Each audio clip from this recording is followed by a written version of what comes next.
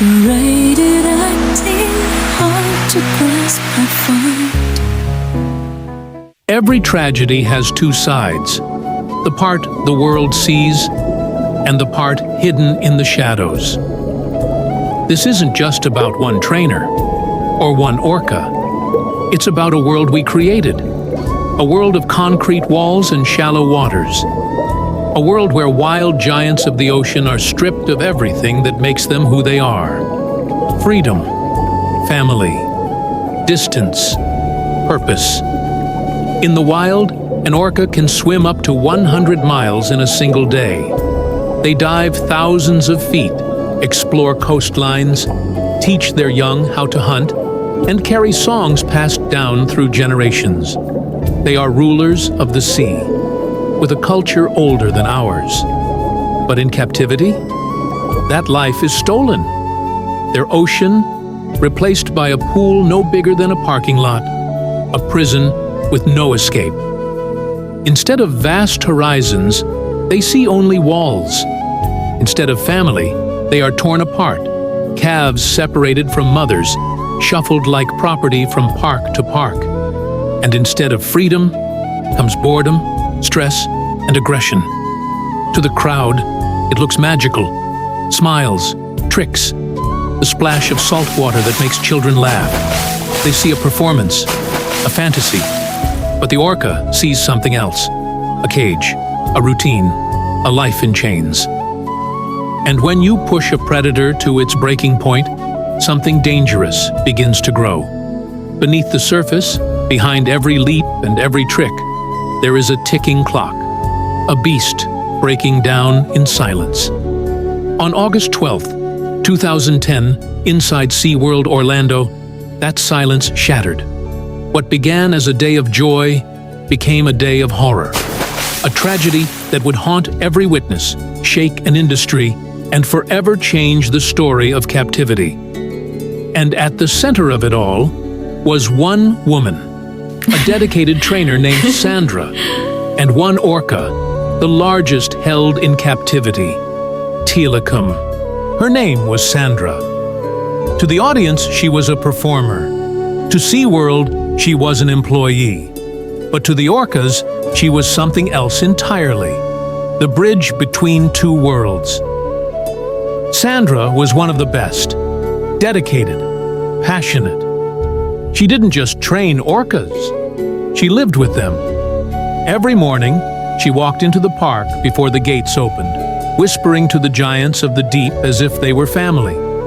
To her, they weren't monsters. They weren't entertainment. They were misunderstood friends trapped in a world they didn't belong. She believed in the connection, that despite their size and power, there was trust.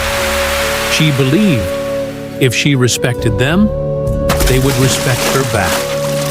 And for years, that seemed true. Every show was flawless, every interaction magical. She made the crowd believe in a story of harmony. But love doesn't erase danger, and trust doesn't erase instinct. Sandra's world was built on the thin line between beauty and risk, a line that trainers walked every single day, often without realizing how close they were to falling. Because behind the smiles, behind the rehearsed perfection, lay something no crowd could see. The truth that one mistake, one moment, one flicker of instinct could change everything. August 12th, 2010. The stadium was alive. The air vibrated with cheers. Parents lifted their children higher for a better view. Cameras flashed like stars, and voices rose in anticipation of the spectacle about to unfold. This was the promise of marine parks. Magic, wonder, the impossible made real. And there she was, Sandra, the face of the show. Her confidence radiated as she stepped onto the stage, wetsuit glistening, hand raised in greeting. To the audience, she was fearless, a woman who had mastered the ocean's greatest predator. But beneath her, unseen in the depths, was a shadow, a shape larger than life. Telecom. Telecom was not just an orca. He was a monster of captivity's making. Over 12,000 pounds of raw muscle and power. A titan born for the endless ocean, now trapped within walls of concrete and glass. For more than 20 years, he had been caged, controlled, used, and broken. The crowd saw wonder. They saw joy. They saw a trainer and her whale united in trust. But what they didn't see, what they couldn't imagine, was the storm inside him. The anger, the instincts, the weight of decades pressing against chains that could never truly hold him. In that moment, it looked like magic. But just beneath the surface, danger was waiting. If you're still here, it means you understand this isn't just entertainment. It's a warning and a lesson we all need to hear. So here's what you can do. Subscribe so you never miss stories that history tries to hide. Like to show that these lives and these truths matter. Share to educate others, because awareness is the first step toward change. These voices are too important to silence. As the music played and the tricks unfolded, everything looked perfect. Families clapped, children laughed, cameras clicked. To the audience, this was magic. But beneath the surface, something else was happening. Something no one could see. Tilikum wasn't swimming playfully. He was circling, his vast body stiff, his tail cutting through the water with weight and tension. Trainers were trained to spot these signs, the small shifts in behavior that meant danger, a tight turn, a lowered dorsal fin, a silence in his song. But in the rush of the show and the deafening roar of applause, those warnings were swallowed whole. And there she was, Sandra, kneeling at the pool's edge, smiling with warmth, reaching out with trust. To her, this was routine, a gesture she had made countless times before.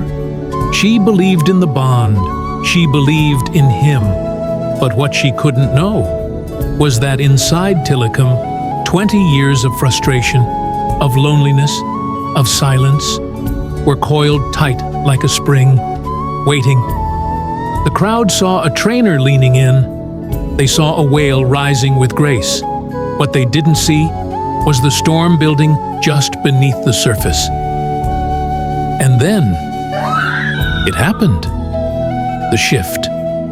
The snap. The moment when silence turned into violence. Tilikum lunged. Without warning, his jaws clamped down on Sandra, iron and bone crushing together as he pulled Sandra beneath the surface. The crowd erupted into panic. Children screamed. Parents cried out her name. Trainers on the sidelines froze, then rushed forward. But none of them could reach her. None of them could stop him.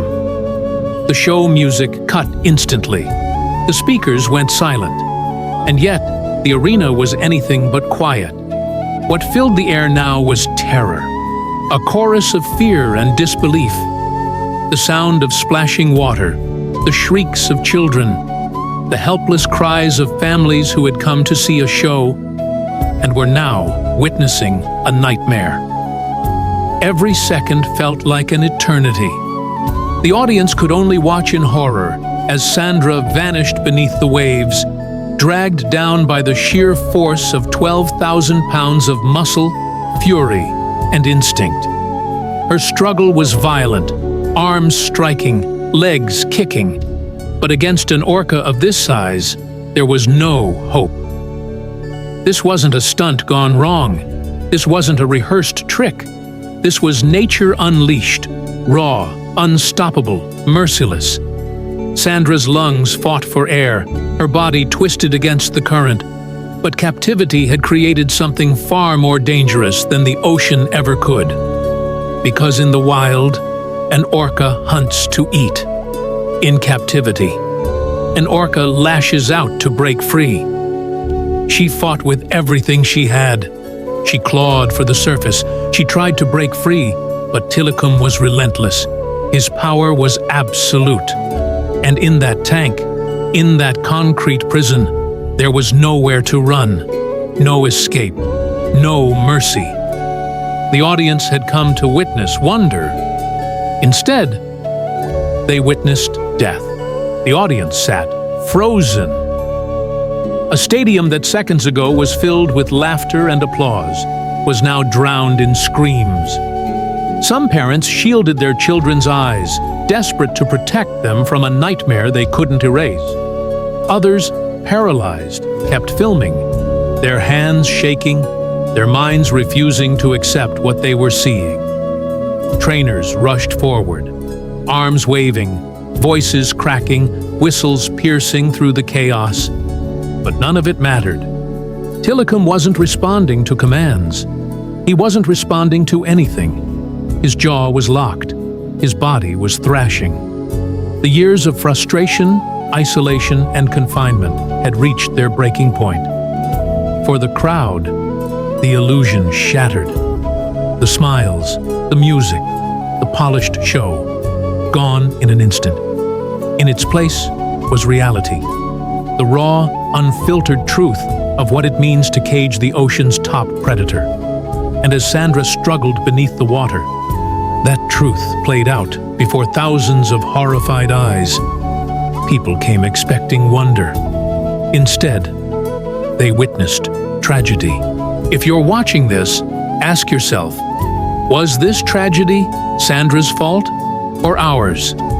Stories like this matter because they reveal the hidden cost of captivity and entertainment. Subscribe to learn the truth behind these tragedies. Like to show respect for Sandra's memory.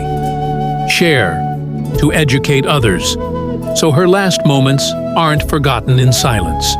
It took minutes, endless, unbearable minutes, before Tilikum finally released Sandra.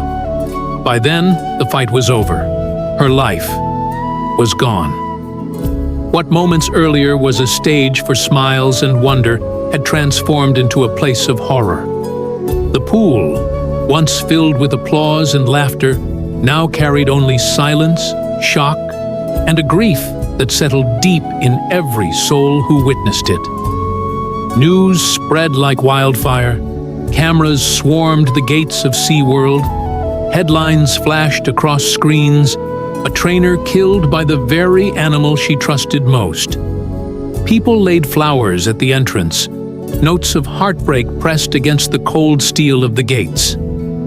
For Sandra's family, the unimaginable had become reality. For her colleagues, the stage they once stepped onto with pride now felt cursed, haunted by the echoes of what they saw. And for Tilikum, it was just another day in captivity, another day in a tank too small, too silent, too cruel. The world mourned Sandra, but in the shadows, another truth loomed. The years of frustration, confinement, and psychological torment that created this tragedy were still unresolved. Sandra's death was not just a moment. It was a message, a warning, carved into history. Sandra's tragedy isn't just a story about death. It's a mirror, one that forces us to confront uncomfortable truths about ourselves. It reflects what happens when humanity tries to control the uncontrollable, when we value applause over freedom and profit over compassion. Every performance, every stage trick, every choreographed smile hides something darker.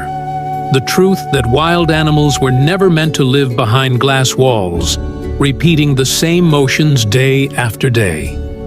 In the wild, orcas are masters of the ocean. They live in complex family groups, teaching, learning, and passing down traditions from one generation to the next, something scientists call cultural transmission. They can swim up to 100 miles in a single day, hunt cooperatively, and communicate through dialects unique to their pods. But in captivity, that entire world is erased. They are left with isolation, frustration, and tanks so shallow that they can never truly dive. And maybe the real question isn't why this tragedy happened, but why we ever thought it wouldn't.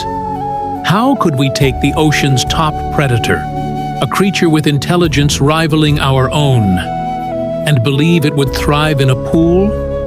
How could we look at something so vast, so free, so bound to family and to the sea, and imagine it would bend itself to our will without consequence? Sandra's death, like the deaths before hers, is not just about one woman and one orca. It is a lesson carved in tragedy, a warning about what happens when our pursuit of entertainment blinds us to responsibility. If there is one thing her story teaches, it's this: the ocean belongs to them, not to us. And when we forget that, when we reduce life to a performance, the cost will always be greater than we expect. Sandra's last moments echo beyond that tank. They speak for every trainer who stepped into the water, and every orca still circling behind glass.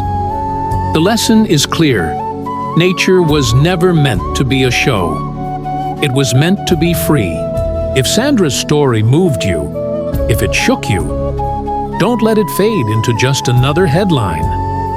Her life and her death are reminders of what happens when we place entertainment above nature, when we take the ocean's most powerful predators and reduce them to performers. Captivity does not just rob orcas of their freedom. It warps their instincts. Isolation, stress, and confinement create risks not only for the animals, but for the trainers who step into the water with them. Every smile in a marine park comes with a price, and sometimes that price is a life. If you believe stories like Sandra's matter, then let's make sure the world hears them. Subscribe so you never miss the truth behind the shows. Like, because every click pushes this story further into the light. Share, because someone you know needs to understand that behind the splash and the smiles, captivity always carries a risk. Rest in peace, Sandra. You are gone, but never forgotten. Your story is now part of us. A reminder, a warning, and a call to see the truth for what it is.